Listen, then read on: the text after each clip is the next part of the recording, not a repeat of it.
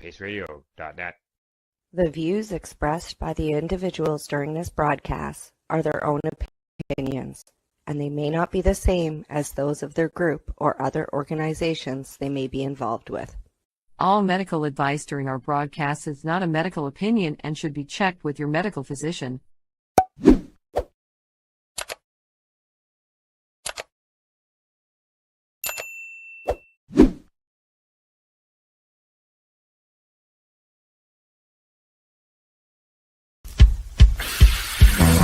Oh yeah, baby, that's lovely.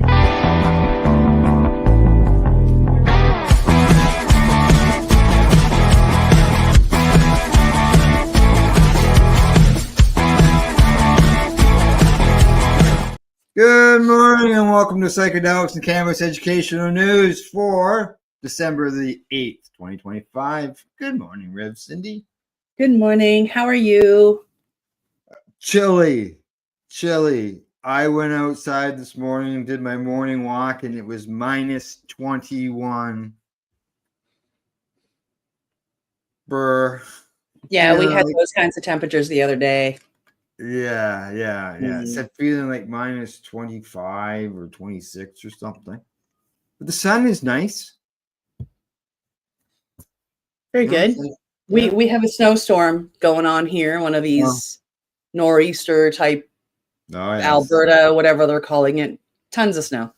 Well, I can tell you we got blue sky here. So we'll send it your way so you get our weather eventually. Oh yeah. Anything new and exciting before we get into the news? Oh, well, I've been off the last week. It's been a week. I had a terrible fall 3 weeks ago tomorrow, and I've been healing from that, as you know. And then in the middle of healing from that, my father was diagnosed with cancer, and I had to take a couple of days off to worry and just send energy to my dad. But surgery was successful. They got everything, and we're very happy about it. Good. And he's healing. Good. That's important. I was chatting with him yesterday, and he actually was finally sounding like himself. So good. Yeah. Good. Send some healing vibes his way for us. I appreciate it all. All righty. Well, let's hope Dad is bounces right back and gets right at it very shortly, and we'll get right at the news with the first story of the day. Yeah, coming to us from CTV News. This one hits home here in Nova Scotia. Mi'kma'ki chiefs frustrated with calls for crackdown on illegal Nova Scotia cannabis dispensaries. The 13 Nova Scotia Mi'kmaq chiefs say the provincial government's calls for a crackdown on illegal cannabis dispensaries, including on-reserve dispensaries, misunderstand treaty rights. Although our perspectives may differ, it's important to state that the province does not govern our communities, says Chief Terence Paul in a news release from the Assembly of Nova Scotia Mi'kmaq Chiefs. We have a right to self-governance and self-determination, Paul said. This is a clear example of what happens when the province will not come to the table with us from the outset. An archaic government process we've experienced far too often in our communities. On Thursday, Justice Minister Scott Armstrong called on the police to step up enforcement and shut down illegal cannabis shops. A recent scan by the province found that there are at least 118 dispensaries in Nova Scotia, which they say legal dispensaries, compared to 51 NSLC cannabis shops. Wow, that has gone up in the last year. A year ago, it was only 50. Yeah. Protecting Nova Scotians means strengthening our efforts, advancing new measures, and shutting down the shadow market before it can cause more harm to public health and safety, said Armstrong. Armstrong sent a letter to the 13 Mi'kma'ki chiefs asking for their cooperation in shutting down these stores. The Assembly said it reached out to the Nova Scotia government about what the regulation of cannabis could look like in Mi'kmaq communities when the federal government legalized cannabis in 2018. But they claim the province rejected those requests. The news release reads that our regulatory system could not proceed. Yeah. The result is exactly what we predicted, a system that does not and cannot work in our communities, the release says. Attempting an approach in 2025 that ignores previous opportunities to work together and the formal existing channels to work nation to nation is disrespectful. Last April, the province launched new regulations to allow licensed NSLC supplied stores on reserves, with proceeds staying in the community. So far, only one Mi'kmaq community has signed up, according to the NSLC. Yeah, we'll have ongoing negotiations and discussions with First Nations, Armstrong said. But right now, the only legal distributor of cannabis in Nova Scotia is the Nova Scotia Liquor Corporation. The Assembly said the RCMP needs to respond to the priorities of the chiefs and councils in each community. Minister Armstrong must understand that the province does not have jurisdiction to govern our communities, nor do they have a complete understanding of what happens in our community, says Chief Paul. Therefore, they cannot decide what is best for our members. Mm-hmm. We hold Aboriginal title, Aboriginal rights, and treaty rights over our territory of Mi'kmaq. The jurisdiction protects our autonomy and our identity. Nova Scotia must realize that non-collaborative approach was never, nor will ever, be appropriate or acceptable. I'm going to mess this up. Sipnick Chief and Council also said they are appalled by the direct threat to our community's safety by the province's focus on enhanced enforcement at illegal cannabis dispensaries. Now, the Chief Michelle Glasgow says in a statement, using public safety as a reason to override our inherent rights to self-govern and implement our treaty is a modern economic context is appalling. These are abuses of colonial power. Absolutely. The province's actions through the Minister of Justice are acts of systematic racism and inciting hate against the Mi'kmaq people, labeling us the problem. And this narrative is absolutely disgusting. This Spinaki chief and council said the government and police need to focus on illicit drugs like fentanyl and opiates. Legal expert Wayne McKay says he was also surprised by the Attorney General's directive, warning it may push legal boundaries in terms of jurisdictional control and Indigenous sovereignty, but it could also represent political interference in policing. Goes on to say that it's not a clear violation. It's kind of a borderline case. It's not, for example, directly like what U.S. President Donald Trump is doing, targeting specific individuals or operations, but it's a little to that borderline that it's really the concern there. Attorney General Armstrong maintains the law is clear and that Nova Scotia Liquor Commission stores are the only legal retailers of cannabis in Nova Scotia, and that includes on reserves. While the province maintains this is a public health and safety issue, McKay questions where finances factor in with the current PC government, which is facing a forecasted $1.2 billion deficit this year. The cannabis industry has been lucrative, seeing profits grow each year since it was legalized in 2018. Yeah, the NSLC cannabis sales totaled more than $127 million last year. That's up from 121 in 2023-24. And there's some numbers there for the years. Now, McKay believes there could be financial reason behind the attempt of the government to strengthen its grip around what they call the shadow market. But the Attorney General didn't say how much money he believes is involved. It's hard not to think that finances wouldn't be one of those factors, said McKay. But their main argument stated in the directive is public safety, and that is a classic and justifiable reason for limiting people's rights in the name of public safety. But they need to clearly lay out the public safety concerns. Oh, yeah, listen, because I can go on and on and on. Public safety, listen, Organigram poisoned me. I know other people that Organigram poisoned, and they all did that under the law. So don't even talk to me about public safety when your legal stuff is hurting people. and not all of it, by the way, but some of it is. Armstrong addressed the public health and safety concern in his letter to the chiefs, says the saying the NSLC retail framework restricts the sale of cannabis to youth and guarantees that all products sold are safe for consumption and meet Health Canada standards, and it limits the ability of organized crime to penetrate and profit from the illegal cannabis market.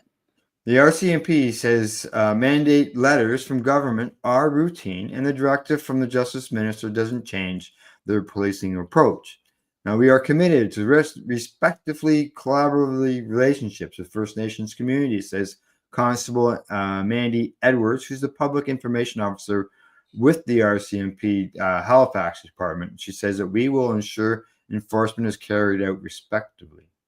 Yeah, and the police would not say whether they have conducted any raids since the directive came out Thursday, or if they plan to do so.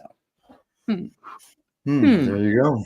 Yeah, it's it's getting nasty down there from what I'm reading, as far as them wanting to shut down the reserves and stuff, and here in Ontario, as you know, I'm in the middle of 2 reserves that got like a total of like 80 to 100 stores. Yeah. Yeah. I mean, like, going down, I mean, I love to go to the Green Mile where the healing house is. Like, I mean, literally you start on one end and you go for 2 kilometers and, there are literally 50 to 60 dispensaries as you drive down those 2 kilometers. It's insane. When they say it's the Green Mile, they truly mean it's the Green Mile. Yeah. And by the way, in the middle of I haven't heard our government talk at all about doing anything. No. In the middle of all of that, there is, in that particular Green Mile, there is a child care facility. Yes. Oh, yeah. And there's also a community center. And I believe a school as well. A school, restaurants. Yep. Yeah. And everybody's okay. Yeah. Gas stations. They had to lower the speed limit because there was just so much traffic. So many people were going there. So. All right, time for us to move on to the next story of the day. Here we go. Coming to us from StratCan, medical cannabis registrations stabilize in early 2025 while personal production licenses decline. Oh, the number of medical client registrations with federal licensed sellers remained relatively stable in the first 3 months of 2025 after several years of declines, according to the newest update from Health Canada. Registrations for personal and designated cultivation of cannabis for their own medical purposes decreased 28%, while exports increased exponentially. 28%, that means more than a quarter of the people that were licensed to grow their own cannabis just aren't doing it now. Yeah. There were 161,267 such registrations as of March 2025, compared to 160,705 in December of 24. Then it went up. Declines began in late 2019 after a peak of nearly, we're talking about just licenses here, I think, 370,000 such registrations with federally licensed medical cannabis sellers. The decline was briefly interrupted by a significant increase in the second half of 2020. Registrations with federally licensed sellers saw Ontario leading with about 82,500, representing just over half of the total. Alberta followed with almost 22,000, and Quebec was third with just over 16,000. Nova Scotia slightly surpassed British Columbia by about 500. Go Nova Scotia.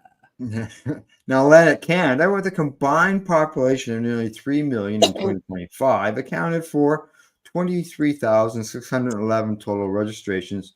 When analyzed on a per capita basis, Saskatchewan recorded the highest number of registrations, really, followed by PEI, Alberta, Newfoundland, Labrador, and then Ontario. Now, they say while registrations with federal licensed sellers remain steady, the number of individuals registered with Health Canada for personal and designated cultivation of cannabis for their own medical purposes decreased 28%. That's from 15,767 to 11,304. This represents a significant decline compared to with a 5% decline in the previous 6 months. This represented a decrease of 4,463 registrations for personal designated production from 3 provinces, British Columbia, Quebec, and Ontario, with the numbers listed there. The category of authorization has shown significant decrease from a peak of just over 47,000 such registrations in September of 2021, although it saw a brief resurgence in 2024. The majority of individuals who assess cannabis for medical purposes under the Federal Cannabis Act and its regulations do so by obtaining cannabis products from a federally licensed seller. The average daily amount authorized by healthcare practitioners for these individuals who access from federally licensed sellers has ranged from 2 to 2.5 grams per day since the Cannabis Act came into force in October 2018. 2.6. Yeah, like 3 grams. So like, yeah, so you're looking at, let's say, let's just look at the veterans end, $6 per gram. So that's $18 per day times 30 days. That can add up to a lot of money. Oh yeah. Oh yeah. Oh yeah. Yeah. They cover half of my prescription right now, and it's quite expensive. And just think of the people who don't have any coverage. Listen, I mean, when I see my bills every month that VAC pays, and I get it. It's expensive out there, and this is where I think a lot of the indigenous dispensaries come in that we were just talking about, that offer much better deals and much better rates than some of the cannabis that we have legally. The average daily amount authorized by healthcare practitioners for individuals registered to access cannabis for medical purposes from federally licensed sellers was 2.5 grams per day. The average daily amount authorized by healthcare practitioners for individuals registered with Health Canada for personal or designated production, however, was more than 10 times larger at 33.4 grams per day. This has remained relatively stable since mid-2023, but is down from a peak of 44.9 in early 2022. There were 4,172 healthcare practitioners associated with registrations made in the previous 12 months with federally licensed sellers, and 764 associated with active personal designated production registrations. Of these, there were just 169 healthcare practitioners who authorized amounts equal or above 25 grams per day, and only 5 who authorized amounts equal to or above 100 grams per day. The majority, that's 82%, of healthcare practitioners who authorized amounts equal to or above 25 grams per day were located in British Columbia and Ontario. All healthcare practitioners who authorized amounts equal to or above 100 grams per day were also located in BC and Ontario. The amount of dried cannabis Health Canada has endorsed for export has continued to increase, reaching a new high of 31,560.19 kg in February 2025, before dipping slightly to 31,134.68 kg in March of 2025. This represents a 124% year-over-year increase from March of 2024. Cannabis oil exports also reached a new high of 3,756.58 liters as of March of 2025. These figures have fluctuated significantly on a monthly basis, having exceeded 3,000 liters 2 other times since January of 2024. There you go. Numbers. No, it's nice that the licenses are remaining steady. I'm surprised by the going down. Like, I can't see where people would think it was cheaper to just go to the store and buy it. Yeah, way cheaper. Much cheaper. When you count in the cost of your electricity, your time, what you have to do to prepare it, to look after it, to cut it, to everything else, when you can go to an indigenous store and get it for $2 or $3 a gram. I don't know. That's what I like now about growing outside, is that the sun doesn't cost you money. Yeah, here in Nova Scotia, that's a little higher. Electricity cost. Yeah. Yeah, just because of it gets so damp, and the last number of years, I'd say the last 4 years, almost everybody I know that grows has lost, anywhere between 80 to 100% of their grow Oh, simply because really? it's become musty, moldy, like bud rot set in. It's Yeah, yeah. I So got if you stop and compare all that for not necessarily on the inside of Canada, but on the edges, like in and around the oceans, it gets awfully hard to grow. and there are patients. I know one, for example, that grew 2 plants, but they only got 3 ounces off the 2 plants. Yeah. So You can yeah, have a it's bad crop, but still, it's if you're going to if you don't have access to an indigenous store and you're going to just regular stores, you're paying like $500 a month for 2 to 3 grams a day. for 3 grams a day, my bill is around $800 a month. Well, there you go. Perfect example. I didn't pay $800 a day to grow $800 a month to grow my own cannabis when I was growing Now, indoors. mind you, I'm ordering everything pre-rolled. It would be about 550 if I were ordering it unrolled. I'm So yeah, easy yeah. math, $6, $18 a day times 30. 500 or basically $500. Yeah. Yep. So alrighty, yeah, I know, eh? That's what I like about the indoor-outdoor license. You're not paying for that electricity through the summer. Trying to keep things cool, adding the air Yes. conditioner and everything. So, all right, on to the next story. Coming to us from Marijuana Moment. Doctors could legally administer Schedule 1 drugs or medicines, I should say, like MDMA and psilocybin to seriously ill patients under new bipartisan bill in Congress. The bipartisan House and Senate lawmakers have introduced a bill to Congress to allow doctors to administer Schedule 1 drugs or medicines, such as certain psychedelics, to patients with life-threatening conditions. The Freedom to Heal Act, sponsored by Senators Cory Booker and Rand Paul, as well as Reps Madeline Dean and Nancy Mace, aims to expand on the country's right to try law.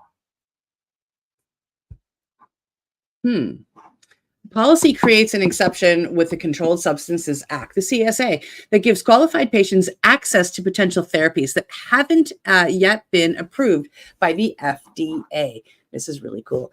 The lawmakers noted that the FDA has designated 2 psychedelics, MDMA and psilocybin, as breakthrough therapies for treatment of serious mental health conditions. Yet the Drug Enforcement Administration, the DEA, currently has no pathway to authorize physicians to administer the medicines, despite the broader right to try policy, they said.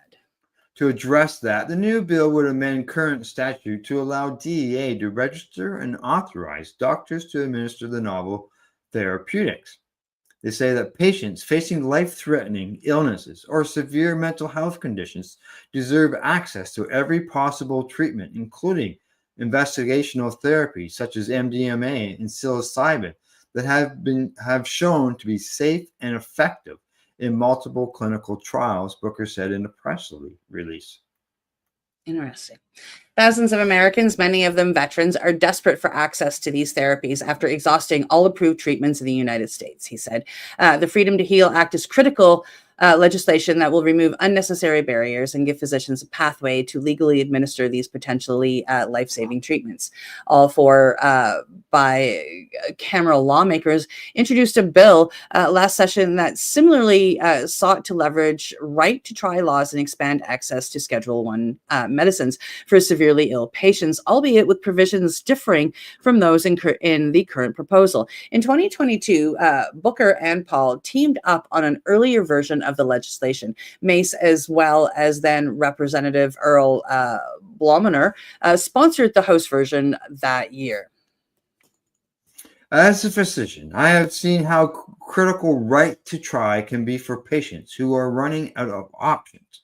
Yet current law leaves doctors with no clear legal way to administer investigational therapies that fall under Schedule 1, Paul said on last week.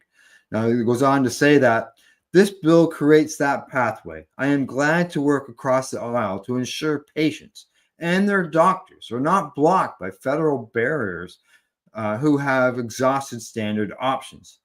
This is a practical reform that honors both patient autonomy and medical judgment. Dean, for her part, said, as families across the country face the growing mental health and substance use disorder crisis, we must expand their options for care. Our bipartisan legislation reduces barriers for physicians to provide compassionate use of several innovative and potentially life-saving treatments, including MDMA and psilocybin, the Congresswoman said. Our loved ones, including our veterans who served and sacrificed, deserve to heal. Congress must work to make that recovery possible for more people.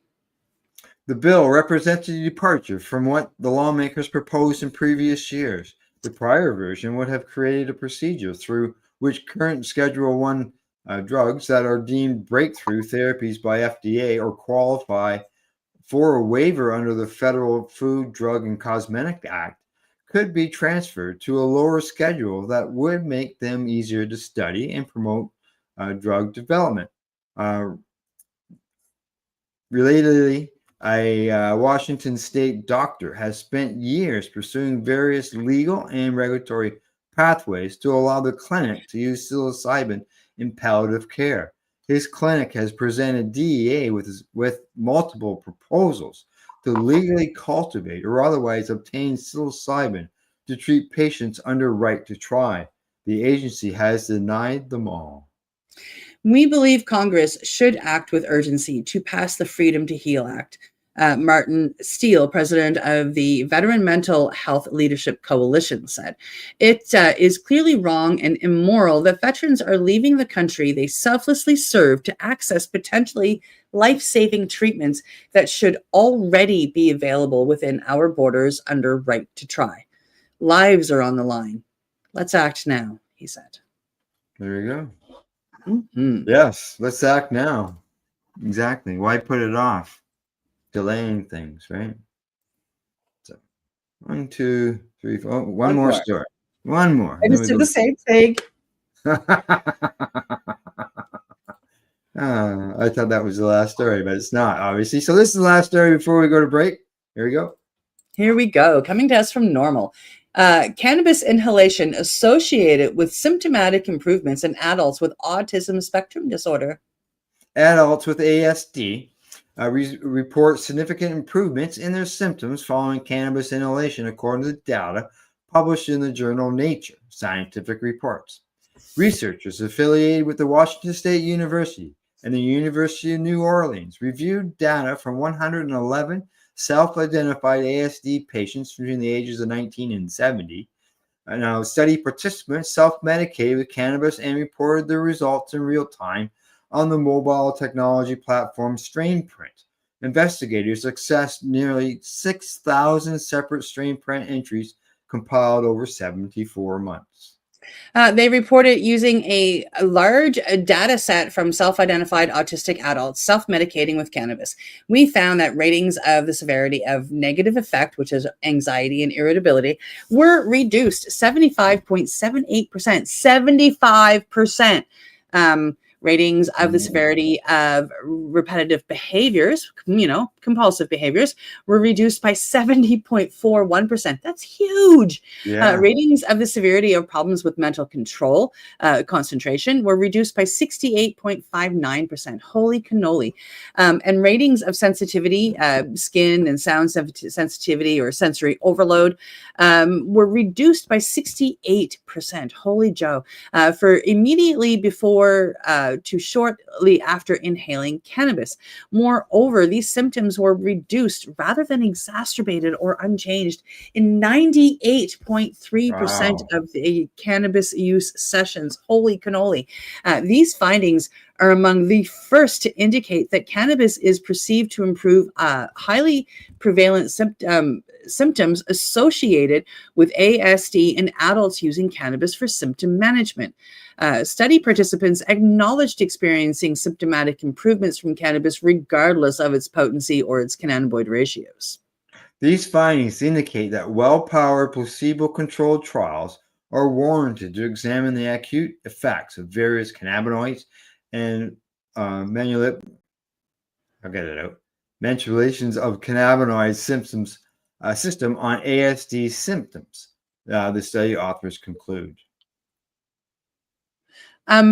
Yeah, the findings are consistent with observational studies involving patients enrolled in the United Kingdom's Medical Cannabis Registry, was similarly reported for adults with ASD experienced improved symptoms and reduced their use of prescription medications following their use of medical cannabis products. There you go. Interesting. Cannabis for adults with ASD. And look at what it does. The improvements were huge. That was 98% of them finding some difference. Yeah. Yeah. 98. I'm going to give it 98 and a third percent. That third's big. Like, I mean, less than 2% didn't. Yeah. And everybody else did. That's really amazing. Research that says, let's keep getting more and let's get, this out there. So, all right. Time for us to take a break. We've got, 4 more stories when we get back from that break. You're watching Psychedelics Cannabis Educational News. We're live here at paceradio.net and 420pace.ca. You're listening to the Pace Radio Network here at paceradio.net. Campbellford Lifestyle Shop. Open Monday to Friday from 10 till 7 p.m. or by chance. Check out our flags, our t-shirts, plus our hats. And look of that supply of rolling papers, plus much more. We've got bongs and your favorite herbal vaporizers. Look at all the incense we have, as well as for those who collect knives, check out these knives in our collection. And while you're here, stop in to see Shay at the piercing room, where you can get poked by Shay. Daily deals, check them out. Campbellford Lifestyle Shop, 17 Bridge Street West, Campbellford, Ontario.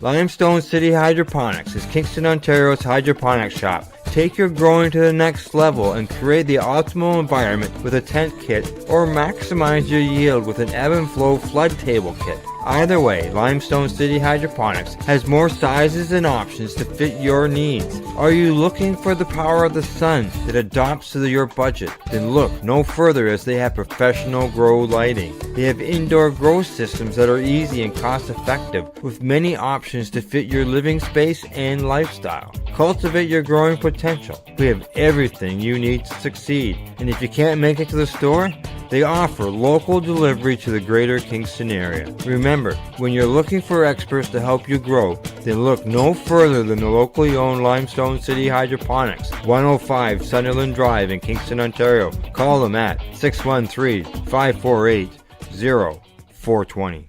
Rerolled Saturdays. Check it out. Nothing but non-stop cannabis and psychedelic programming. Find it at 420pace.ca. You're listening to the Pace Radio Network here at paceradio.net. All right, you're watching Psychedelics and Cannabis Educational News. We got 4 more stories to bring up before we're done for the day. And of course, it'll be Psychedelics and Cannabis. And we're going to start off with the psychedelic story. Here we go. Here we go. Coming to us from Cornell Chronicle. A dose of psilocybin, a dash of rabies point to treatment for depression. I'm also going to note that David Nutt right here, I'm going to say it's probably the same David Nutt that was involved with the British Columbia, not the British Columbia, but the British government. And he told them that they should legalize cannabis for medical purposes, and they didn't like that.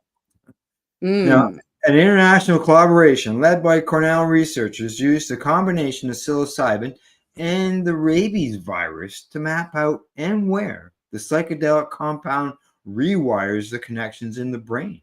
Specifically, they showed psilocybin weakens the corticocortical feedback loops that can lock people into negative thinking. Psilocybin also strengthens pathways to subcortical regions that turn sensory perceptions into action, essentially enhancing sensory motor responses. The findings published December 5th in Cell. The lead author is postdoctoral researcher Wan Zhang. The project is the latest in a trial of discoveries by Alex Kwan, who got his PhD in 2009, who's a professor of biomedical engineering in Cornell Engineering and the senior author of this paper. Kwan's lab studies the ways psychiatric drugs such as psilocybin, ketamine, and 5-MeO-DMT rewire the brain's neurological circuitry with the goal of developing therapeutic treatments for depression. Psilocybin, which is the active ingredient in magic mushrooms, is a promising candidate for pharmaceutical development because the clinical trials have shown that psychedelic medicines can reduce symptoms in people with depression for weeks and perhaps even months after a single treatment. In 2021, Kwan's group used high-resolution optical imaging to show that a single dose of psilocybin induces structural plasticity, the brain's ability to reshape its structure by rapidly growing dendritic spines that lead to synaptic connections. A lot of people were excited about the earlier study because psychedelics are promising therapeutics, but we don't know why they work. Our study showed that the rewiring of the brain lasts a long time, Kwan said. One of the key questions was that even though we show the new connections, that new connections are being made, we don't know where they connect.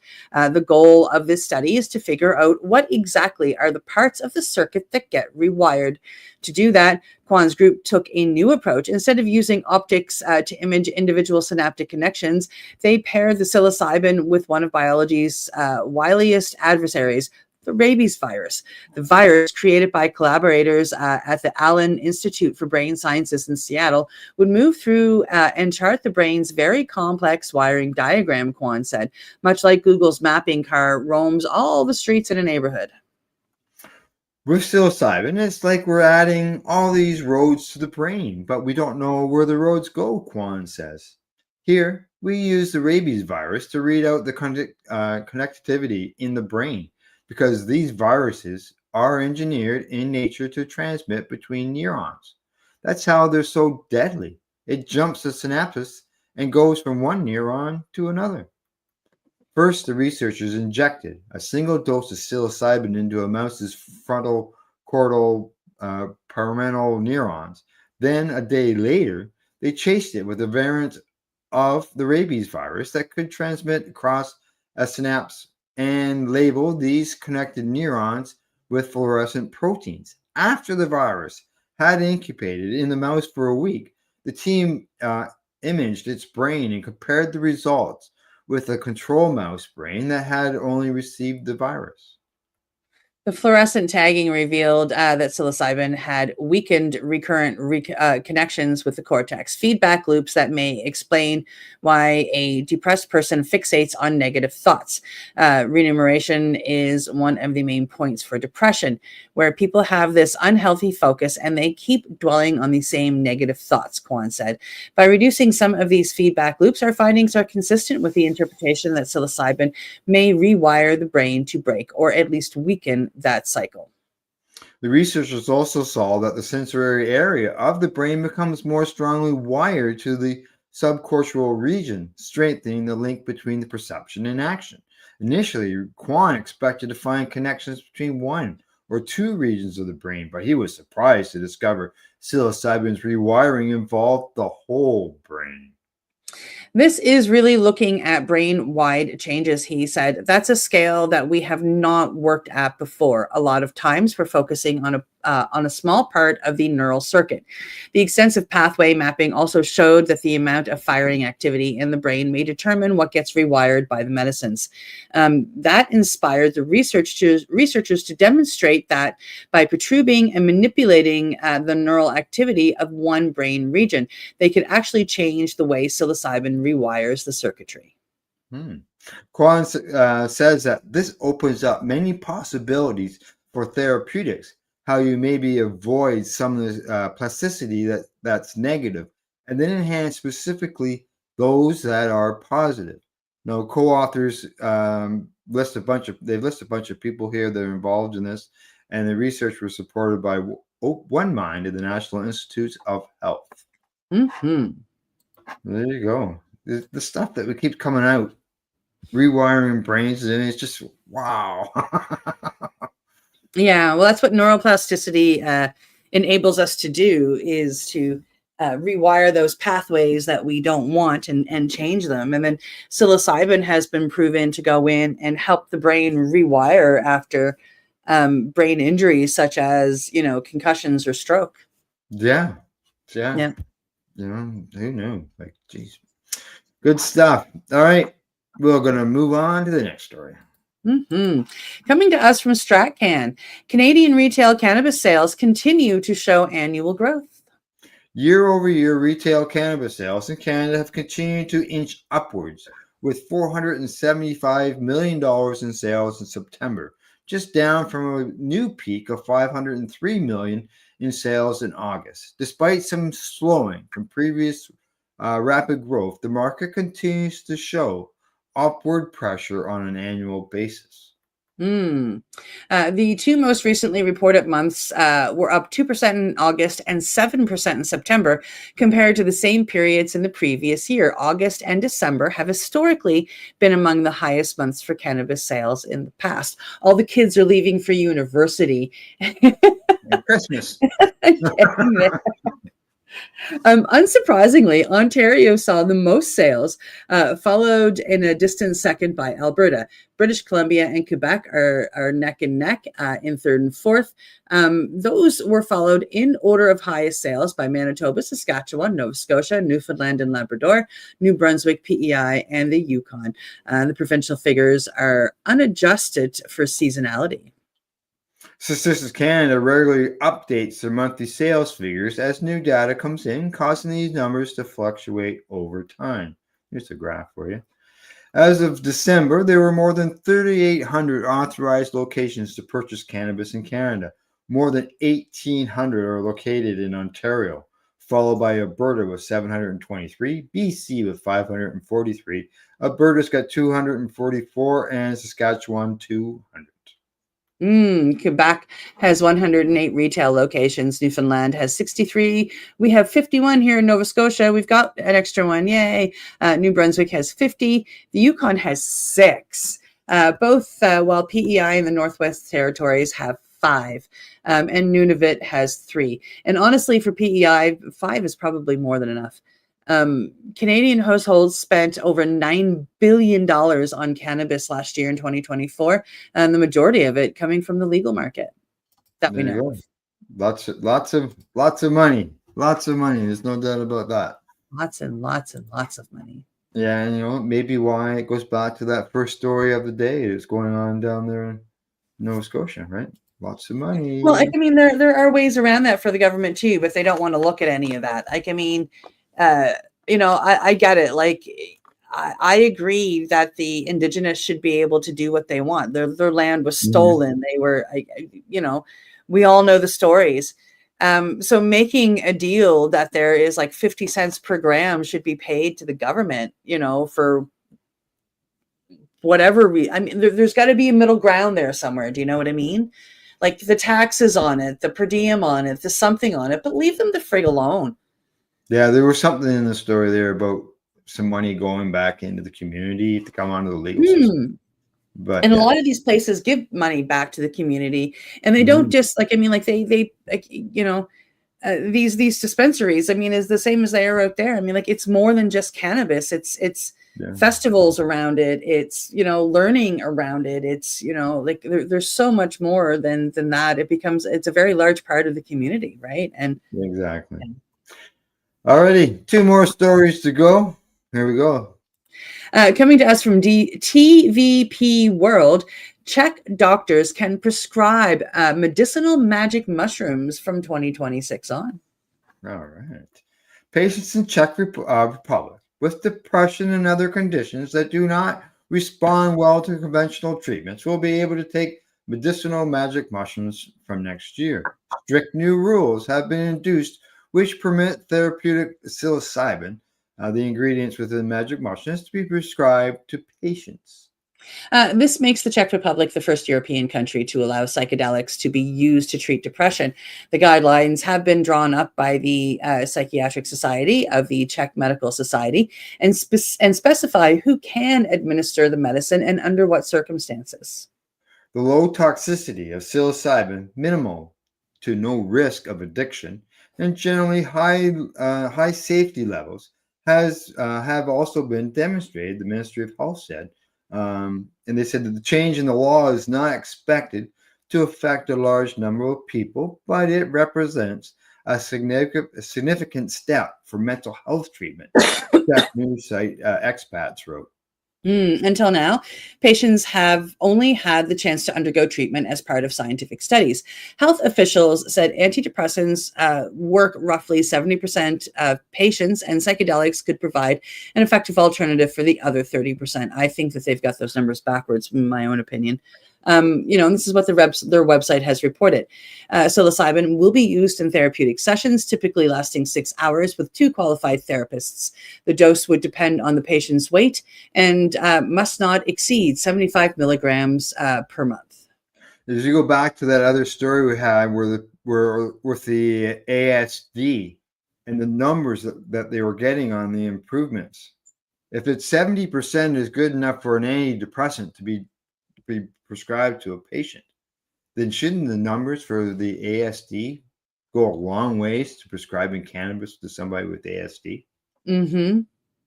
Oh, yeah. Yeah. Now, they say at the moment, there are a few dozen specialists in the Czech Republic who could administer the sessions, and they are mostly based in the capital, Prague, and the second largest city, Brno, in the south. Director of National Institute of Mental Health, Jerry Horek, told the Czech news agency that the exact start date of the psilocybin prescription program, as well as future levels of access, will depend on insurers. He said psilocybin could also be used to treat psychiatric conditions for which no other therapies exist, such as depression following a cancer diagnosis. Experts say almost a third of adults in the Czech Republic have a mental illness, and it is one of the most common reasons for issuing disability benefits. Approximately 700,000 suffer from depression or anxiety, the Czech news agency said. And in 2015, the country legalized medicinal cannabis, which is most commonly used to treat pain, MS, rheumatoid arthritis, or in the treatment of cancer. Yeah. There you go. Czech Republic, stepping up. We don't even really have it. Like, we have a SAP program, but it's SAP. It's sappy. I still haven't. I don't think I've ever heard a successful story about the SAP program yet. No. Now there might be out there, and I just haven't heard it because, like, I mean, they don't necessarily make the news, and so yeah. But I haven't gone to do like any in-depth research, but I haven't heard very much, if anything, good about the SAP program here. Yeah. All right. Last story of the day, and one that I'm looking forward to reading because I think we need these here in Canada. Brought back for Canada. Yeah. Here we go. Yeah, coming to us from MJ Biz Daily. Are consumption lounges the next frontier for legal cannabis? Yes. Cannabis consumption lounges are redefining hospitality with a buzzworthy twist.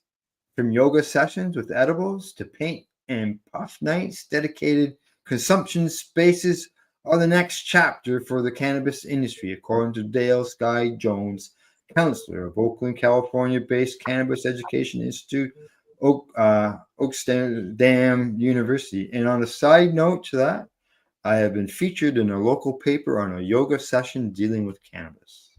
Ooh, very cool. Got my picture, full page. It's hanging in my room right now. You just can't see it. Very cool. Lounges are the most exciting frontier for the cannabis industry, says Jones, who's leading a roundtable on consumption lounges at MJ BizCon in Las Vegas. But creating these spaces isn't just about good vibes. A successful lounge act will master compliance, safety, and customer education to craft an experience as elevated as the patrons themselves. They can, in turn, build brand loyalty and unlock new revenue streams. The foundation of a successful consumption lounge begins with the experience it delivers. Oh, for sure.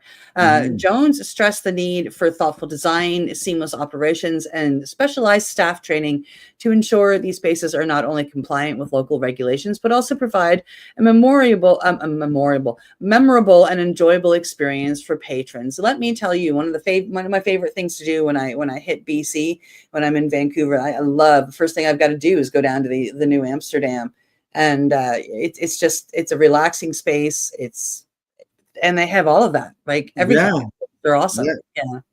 They say from air filtration systems to soundproofing for music venues, every detail plays a role in shaping the customer journey. Jones goes on to say that hospitality is about reducing friction and creating a flow that feels natural. Whether it's the layout of a buffet or educating customers about dosing and onset times, every element contributes to the overall experience. Staff training is crucial, especially recognizing signs of overconsumption and managing cannabis naive customers. Most people don't know their tolerance, and that's where education and safety come in, Jones says. Bars have alcohol management techniques, and we need that for cannabis. I'm just gonna, take a second here and talk about when I was in Amsterdam. Every lounge I was in, I mean, of course, they're used to dealing with people from around the world. It was a tourist thing, but the bud tenders that were there were very awesome. Somebody would come in that they wouldn't recognize, and they would have the whole conversation with them every time. It was just really kind of neat to watch. Yeah. They say that we need staff to handle these situations, provide spaces for patrons to rest and hydrate, and ensure everyone has a positive experience. Now, consumption lounges offer opportunities for businesses willing to innovate. There are comedy nights and music venues and dual-use spaces. The possibilities are endless. Tribal governments in particular have a unique advantage, as they can craft models that integrate cannabis into existing recreational environments like casinos and resorts. New Woo Cannabis in downtown Las Vegas provides an ideal example, but the challenges are significant. Compliance remains a major hurdle, with state and local regulations often treating cannabis differently than alcohol. Cannabis businesses are more exposed to legal and insurance risks than establishments that serve alcohol. We have to be our own advocates, Jones says, urging operators to prioritize safety and compliance while pushing for fair regulations. Insurance hasn't caught up. Public education is another critical area because cannabis is not as well understood as alcohol, Jones said. We need to educate not just consumers, but also city councils, state governments, and regulators to ensure these models are allowed and supported. Jones sees consumption lounges as a way to elevate cannabis brands and create new business models. She goes on to say that the brands that succeed will be the ones that focus on lifestyle and experience. You can't take cannabis across state lines, but you can take the experience. She also envisions a future where cannabis is seamlessly integrated into everyday activities, from senior care to dog parks. People love to bring their dogs to the park and enjoy a yoga class. Why not add cannabis to those experiences in a safe and responsible way? Heck yeah. That's right, exactly. Now, as the industry continues to evolve, Jones urged operators to balance advocacy with responsibility to educate customers and the community. She says that by leading with education, safety, and innovation, we can show the world that cannabis is a healthier, safer choice. This is our chance to redefine what hospitality means. Let's do it right. Absolutely. Absolutely. Absolutely. Yeah. Lounges, big time. I'm all in favor of lounges. I can tell you that. I know Toronto, when there was a dozen of them in Toronto, they were There was lots of people. And there are more popping up in Toronto, like I understand Vapor Central's gone. Yeah, you're talking about like Lit Research is there. Yeah, and then there's Lit Research is there. There's still the oh my God, the name is escaping me. OPP. The OPP. What's that? The OPP station. The OPP. Yeah, there's a place people call it the OPP station, but it's not the place. It's Our People's Pot. Oh well, there was the one that you go up the big old flight of stairs. It's still there. And then there's been a few that have popped up, but Planet Paradise. Yeah, I don't know if that. I think I heard that it was closed, but I heard that it was still there, but it's turned into quite the bougie. It's like a sports bar, but for cannabis. So there's always sports on the show. So it's not like it used to be. That's down. There's another place that they opened up where everybody moved to. Yeah. Right. Yeah. So there's a few of them, but they still have to be kind of quiet about what they do and hide a bit. Yeah, well, that's because of the smoke-free act that we got here. Yeah. But like the article touches on, music and other events and all that they were held at these lounges. Some of them were successful, some of them not so successful. Yeah. Right? And the other thing too is, like I said when we started the show, it's minus 21 out there.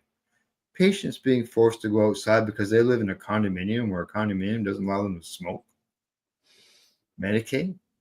Forcing Hospitals them outside. kicking them outside. Yeah. I'll shut that one up. I'll be quiet about that. Okay.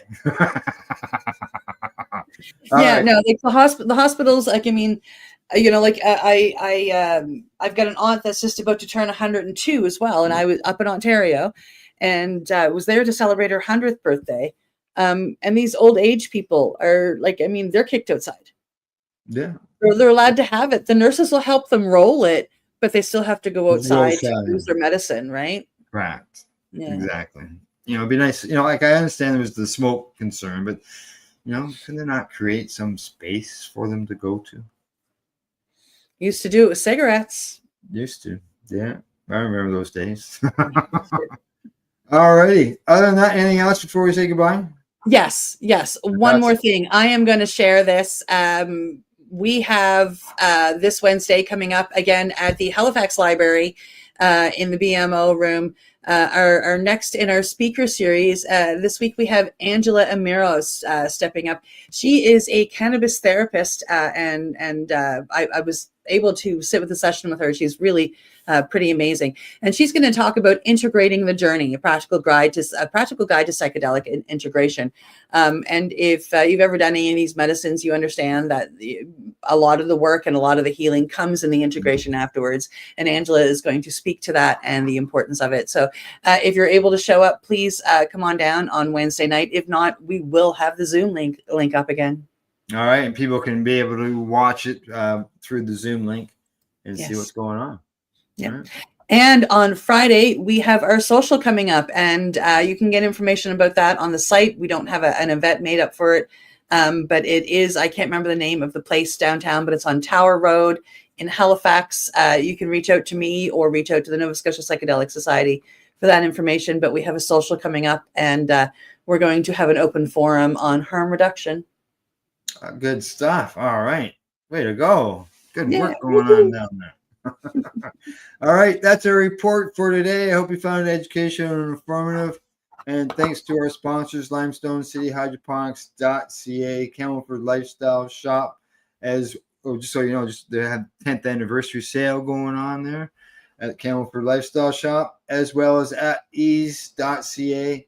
And don't forget to educate, medicate, do not incarcerate. You're listening to the Pace Radio Network here at paceradio.net. The opinions of the individuals during this broadcast are their own, and may not be the opinions of their group or other organizations they may be involved with. All medical advice during our broadcast is not a medical opinion and should be checked with your medical physician. Enjoy the buzz of legalization with Campbellford Lifestyle Shop. From lights to plant nutrients, books, consumption accessories, and more, we've got all your basics to grow or consume cannabis. Visit our info center or take a look at our piercing services and body jewelry, now available in-store through Campbellford Lifestyle Shop, 17 Bridge Street West, Campbellford.